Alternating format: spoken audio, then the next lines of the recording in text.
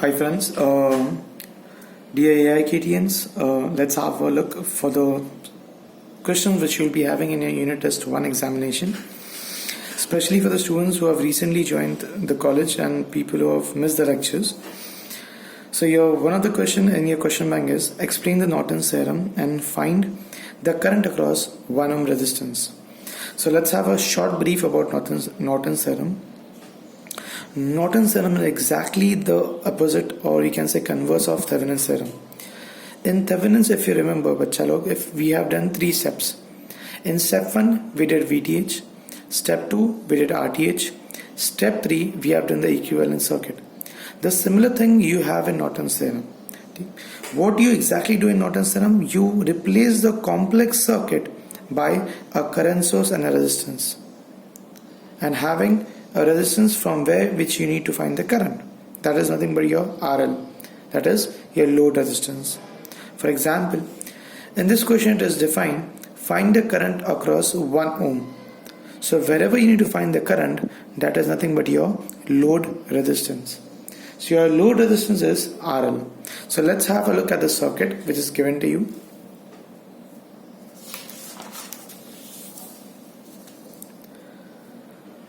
This is a circuit which is given to you. It has been said, solve by using a Norton's theorem across the resistance 1 ohm.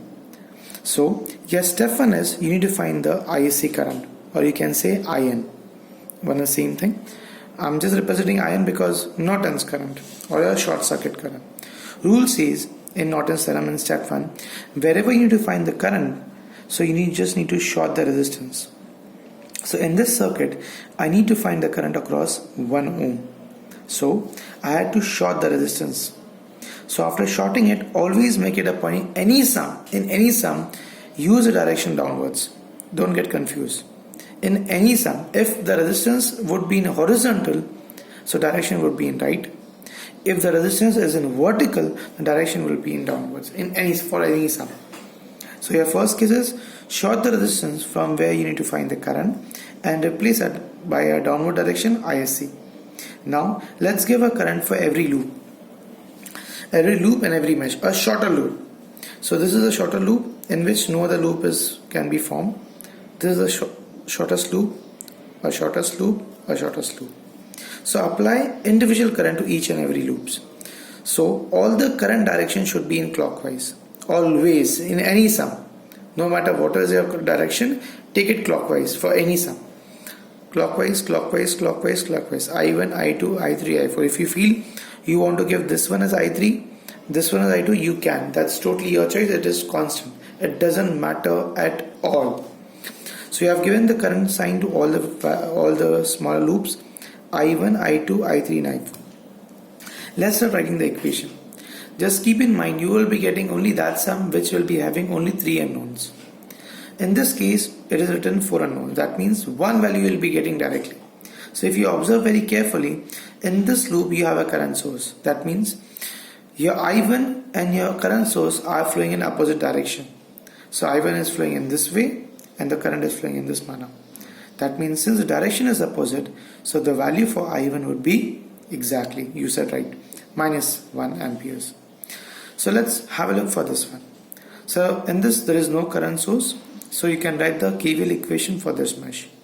My KVL equation writing method is little different and very short method. Let's have a look, guys. The statement would be applying KVL in mesh 2 we get. In mesh 2, first observe it, bacha, how many resistance are there. In this case, if you observe it very carefully, there are 2 resistance. So add both of the resistance. After adding it, you will be getting the value 5. After adding it, observe among your mesh 2, is there any other current flowing except I2? Is there any other current flowing except I2? You will say yes sir, it is there. I1 is flowing across 3 and I4 is flowing across 2. So apart from your mesh current, if it is any other current, take that current as a negative sign. That means it would be minus 3 I1 and minus 2 I4. After writing all the current equation, write equal to. After equal to, you only need to write the voltages. In mesh 2, if you observe, there is one voltage. If the current is entering into negative, the value would be positive. Exactly vice versa. If you observe in this equation, you know the value for I1. So put the value for I1 over here. Simplify it. Rule says on the LHS side there should be only variables. That means I1, I2, I3, I4. And the number should be on the RHS side. So shift the number over here. Simplify it. You'll get this equation. And that's equation number A. Since we said there are three unknowns, I2, I3 and I4, there has to be three equations. That's the basic law of mathematics. So now let's go for the mesh 3 equation. Now let's see the circuit once again, bacha. This is the circuit. So in mesh 3, observe it. How many resistors are there in mesh 3? So you will say there are 2. Very good. Perfect. Add them. After adding them, you will be getting 4. Which current is flowing in mesh 3? You will say it I3. Very good. So whichever current is flowing across mesh 3, you have to consider that current as positive. So that will be plus 4 I3. Now you have to observe in this mesh 3, among these two resistance, is there any other current flowing except I3? You will say yes, there is current known as I4 which is flowing across 2 ohms. So except I3, if there is any other current flowing, you need to take it as negative. So the equation would be 4I3 minus 2I4 equal to. After equal to, you will be writing voltages. Is there any other voltage? Yes, there is one voltage. And the current is entering into positive, the value would be negative. That's the equation number 2. Now let's go for the equation number 3. So this is your mesh. So applying keval mesh 4 we get. In mesh 4 bacha, you have 2 resistance. Add them. So this will be 4I4. So whichever you're writing, whichever equation you're writing, for example in this case I'm writing 4th mesh equation. So that current should be taken as positive. Except that current, every current should be negative. That means plus 4I4 minus 2I3 and minus 2I2. So the equation would be this. Equal to. There is no voltage source in this mesh, so value would be 0. After doing this, you got 3 equations, A, B and C. Use your calculator. Either you'll be having your ES or MS calculator. I'll be putting an example for MS. It's press more thrice. You'll be getting a term known as equation. Go into equation. In this case you have 3 unknowns. Press 3. When it's saying A1, that means your first unknown's coefficient. That means you have 3 unknowns. I2, I3 and I4. So you should put the value in sequence. In first equation, are you having any coefficient for I2? Yes. 5 and put equal to. B1. Is there any unknown like coefficient for I3? There is no term. So put it 0. I4 minus 2. Whatever is unequal, that is your D part. That is minus 2. Next equation. I2 that is not there. So put it 0. I3 4. I4 minus 2 equal to minus 1. Next equation. I2 minus 2. I3 minus 2. And put the value and so on. So you'll get the value for X and Y and Z. So this will be the value for X will be I2. I3 will be an I4. So on. But you are not interested in I2, I3 and I4. In step 1, you said I need the value for I and IC. But if you observe very carefully, ISC and I4 both are flowing in the same direction. That means if you get the value for I4, you will get the value for ISC. So you can write ISC is equal to I4 is equal to the value for I4. So that's your step number 1, short circuit current. Now let's go for step number 2, bacha. In step number 2, I need to find Rn. Rn is nothing but equivalent resistance. A point is that how did I get this circuit? Let's have a look. It's very easy. Let's go to the main circuit. I need to find the current across 1 ohm. Wherever I need to find the current across, I just need to remove that resistance. So in this case, it was this resistance. So I had to remove the resistance. So now it will look like this. A and B, I need to find Rn. What about the remaining circuit? Whenever I need to find the equivalent resistance, bacha, please keep that in mind. You need to remove all the sources. In this chapter, you are having two sources, and both are independent sources. One is voltage source, one is current source. If I need to remove the voltage source, I need to replace the voltage source by its internal resistance.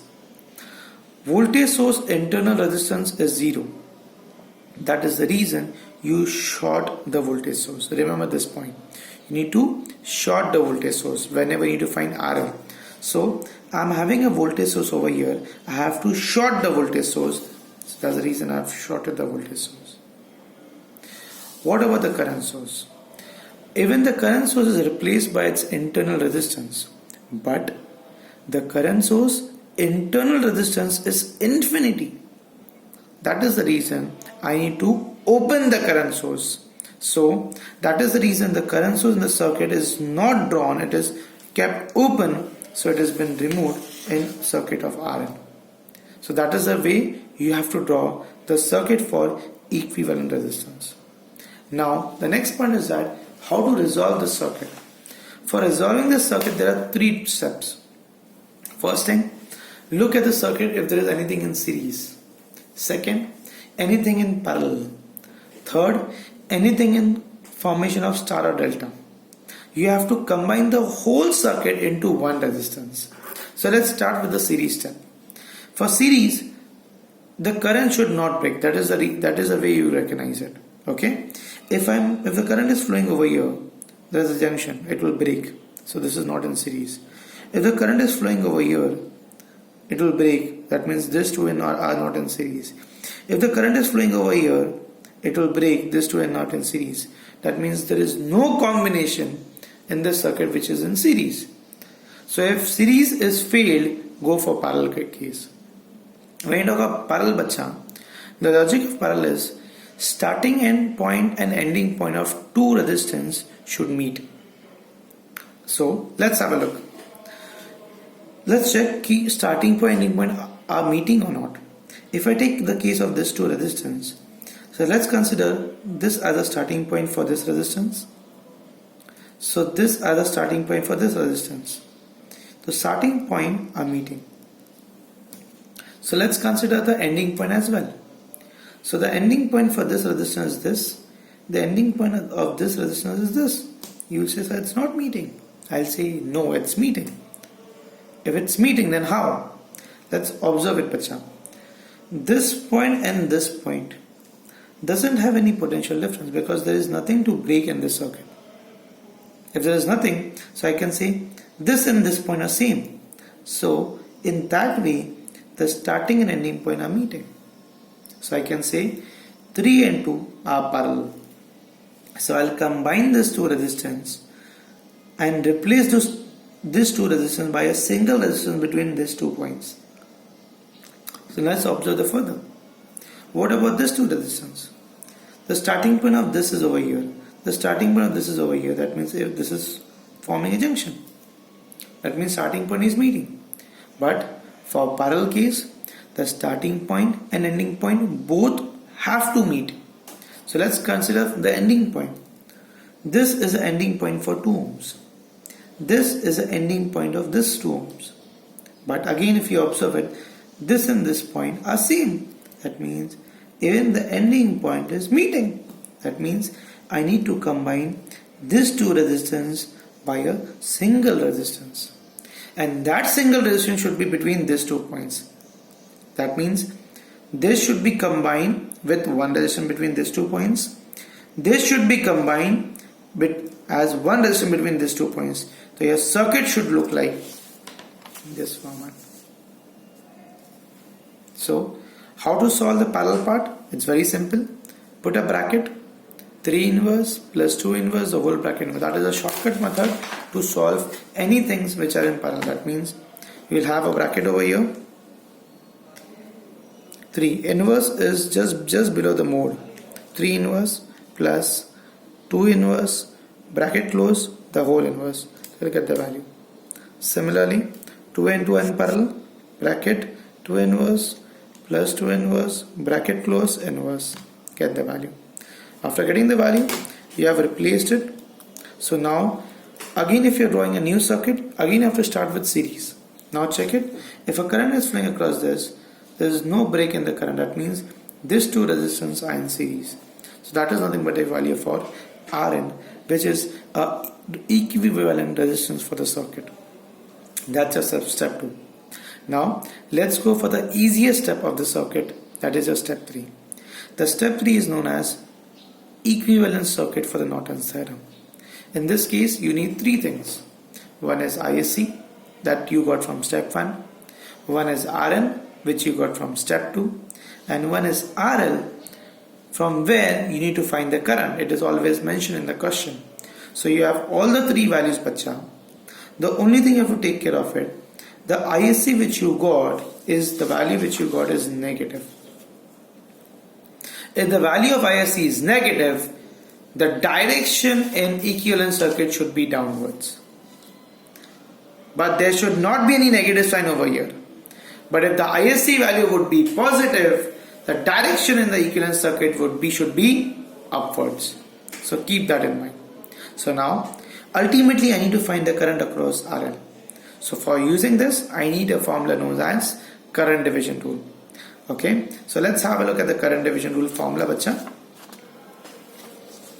I'll just fold it for your convenience. So, the current division formula across RL is given by the total current of the circuit. So in this case, the total current is ISC into, from where you need to find the current, the opposite resistance is Rn upon the total addition of the resistance. Now put the value, you'll get the value for it. So that's your Norton's theorem. Thank you so much guys. Any difficulties, you can WhatsApp me on this number. Please pause it, please play it. While listening to the video, please solve it. Okay, please don't listen to the whole video at a stretch. You have to solve it. Please pause it. Please keep solving for it. Okay, thank you so much. Best luck for your exam.